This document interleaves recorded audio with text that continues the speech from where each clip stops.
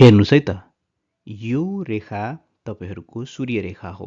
यदि सूर्यको स्थानबाट कुनै पनि एउटा रेखा आउँछ भने यो सूर्य रेखा बनिन्छ। र यो सूर्य रेखा हुने मान्छेहरूले धेरै मान सम्मान पाउनुहुनेछ। आफ्नो जीवनमा सबैजनाले उहाँलाई धेरै ठुलो मान सम्मान दिनुहुनेछ। यदि यो सूर्य रेखा चाहिँ सिधा स्ट्रेट नभएर यदि अलिअलि गर्दै यसरी माथि चढेको छ, टुक्रिँदै टुक्रिँदै माथि चढेको छ भने त्यस्ता व्यक्तिहरूले धेरै सम्मान पाउनुहुनेछ।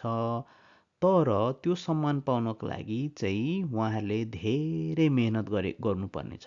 तसर्थ यदि सूर्य रेखा चाहिँ टुक्रिँदै टुक्रिँदै माथिसम्म पुगेको छ भने त्यस्ता व्यक्तिहरूले सम्मान पाउनुहुन्छ, तर धेरै मेहनतपछि सम्मान पाउनुहुनेछ।